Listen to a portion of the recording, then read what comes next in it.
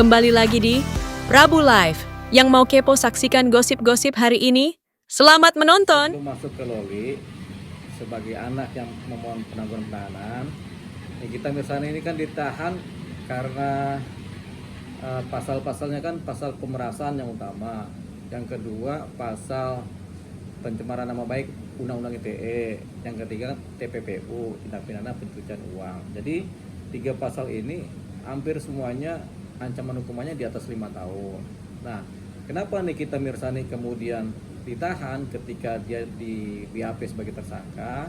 Karena setiap ancaman hukuman yang di atas 5 tahun, pidana umum, kriminal umum itu pada umumnya ditahan.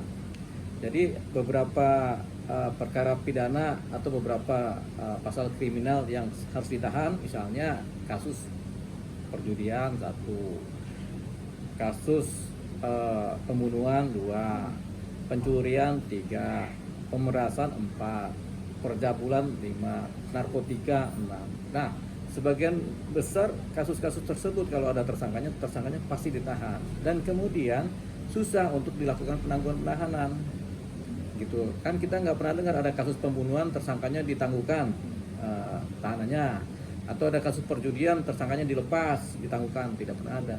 Termasuk kasus pemerasan tersangkanya tidak pernah kemudian ditangguhkan, walaupun KUHP Kitab Undang-Undang Hukum Acara Pidana menyatakan hak tersangka maupun keluarganya maupun kuasa hukumnya untuk mengajukan permohonan penangguhan penahanan.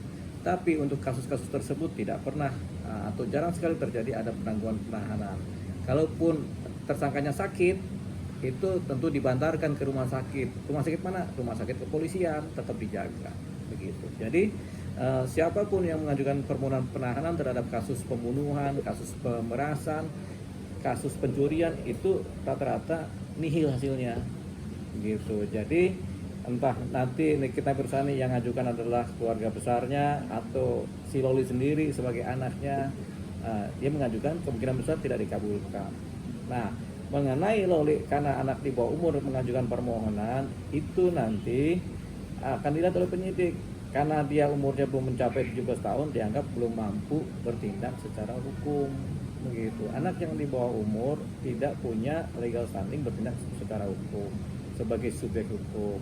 Yang disebut sebagai subjek hukum yang bisa bertindak secara hukum itu anak yang sudah dewasa, setidak-tidaknya sudah usia 17 tahun dan memiliki kartu tanda penduduk sebagai kode bahwasanya dia sudah dewasa. Kalau anak masih di bawah 17 tahun itu masih dalam perwalian orang tuanya, jadi tidak bisa bertindak secara hukum gitu. Tapi dia tetap dianggap sebagai subjek hukum pribadi, yaitu subjek hukum seorang anak yang belum dewasa begitu. Ada aturan-aturan sendirinya begitu. Jadi Loli belum bisa mengajukan permohonan penangguhan penahanan. Nah, kalaupun diajukan permohonan penangguhan penahanan oleh keluarganya si Nikita Mirzani, baik suaminya, baik orang tuanya, baik adiknya atau kakaknya, permohonan penangguhan penahanan seperti ini pada umumnya ditolak oleh penyidik kepolisian. Karena apa? Ya karena tadi ini kriminal umum yang ancaman hukumannya di atas 5 tahun.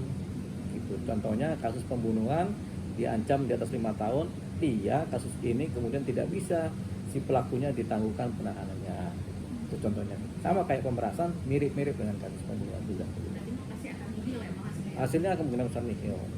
Karena mungkin pasal yang berlapis itu gitu. Enggak satu pasal pun cukup. Kalau pasal 5 tahun. Pasal pemerasan cukup dia. Pasal TPPU juga cukup karena di atas 5 tahun ancaman hukuman. Bang, ini kan tadi berbicara Loli karena masih di bawah umur. Iya. Ketika 2 bulan ke depan dia sudah Dewasa, itu baru bisa. dia ketika sudah punya KTP, kemudian dia bisa bertindak sebagai orang dewasa. Nah, anggap aja sudah punya KTP 17 tahun kan, bisa tanda tangan, bisa kemudian mengajukan surat, bisa mengajukan permohonan penangguhan penahanan, bisa ada dia dewasa. Tapi 2 bulan lagi. Tapi tetap tadi persoalannya bukan di situnya, persoalannya di nihilnya tadi begitu.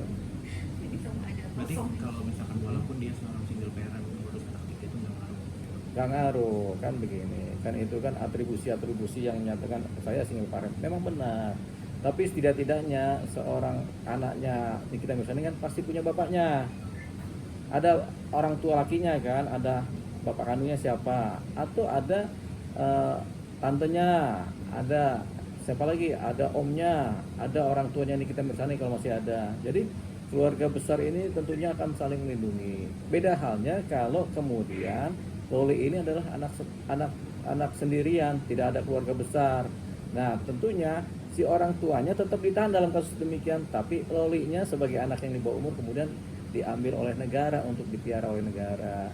Itu ada caranya. Jadi kalau Loli bilang saya nggak bisa makan nih karena ibu saya di penjara, bisa tetap, karena ketika penyidik memeriksa masih ada anak itu yang diselamatkan lewat apa, lewat aturan-aturan perundangan perlindungan anak gitu. Jadi anak ini nanti dibawa tuh di panti sosial anak kan untuk dijaga, dipelihara sampai orang tuanya lepas dari masa hukuman gitu.